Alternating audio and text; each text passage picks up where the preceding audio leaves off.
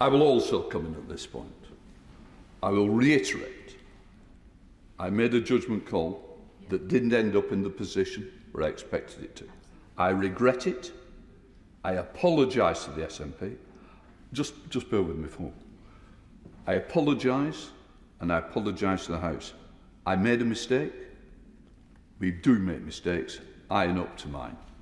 I would say that we can have an SO24 to get an immediate debate, because the debate is so important to this House. I will defend every member in this House. Every member matters to me in this House. And it has been said, both sides, I never, ever want to go through a situation where I pick up a phone to find a friend of whatever side has been murdered by terrorists. I also don't want another attack on this House. I was in the chair on that day. I have seen, I have witnessed. I won't share the details, but the details of the things that have been brought to me are absolutely frightening on all members of this House, on all sides. I have a duty of care, and I say that. And if my mistake is looking after members, I am guilty. I am guilty because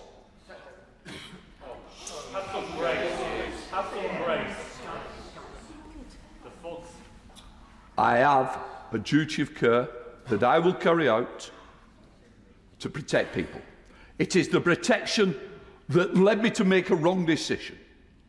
But what I do not apologise is the risk that's being put on all members at the moment. I had serious meetings yesterday with the police on the issues and threats to politicians, threats heading to an election. And I do not want anything to happen again. So yes, I will apologise. I always will when I make a mistake. I did. I offer an SO24. That is within my gift and power. But I will also say I will do whatever it is to protect anybody in this chamber or anybody who works in this House. That is my duty of care. Andrew Percy. Mr. Speaker, I was in Israel last week meeting with friends and survivors and hostage families, and I actually felt safer in Israel than I do in this country at this moment in time. And I have two reflections on that visit and on what happened yesterday. First of all, nobody in this House has any business, agency at all in telling the State of Israel where it is able to operate to seek to rescue hostages who are being raped by Islamic terrorists who hold them. Nobody has any business. Secondly, if we have a rerun of the debate we had yesterday, we will have exactly the same thing happen again, which is that members will not vote with their hearts because they are frightened and they are scared.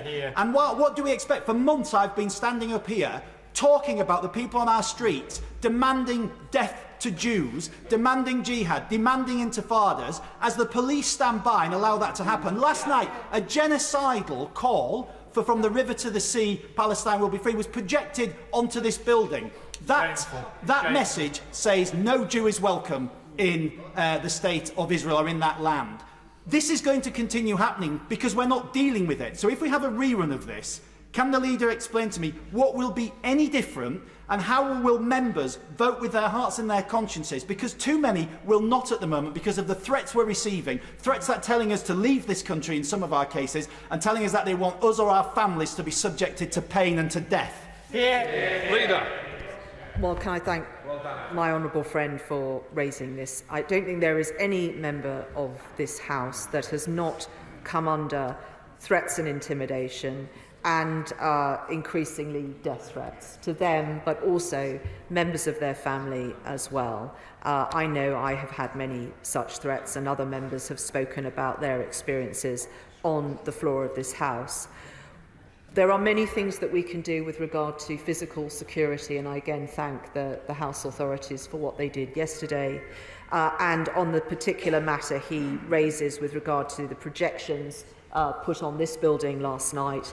That is being looked at by both the Speaker's Office, Parliamentary Security, the Metropolitan Police and Westminster City Council, who will be responsible for pursuing prosecutions in that case. But I would say again to all members of this House, we are elected here to carry out our duty and to take our responsibilities seriously.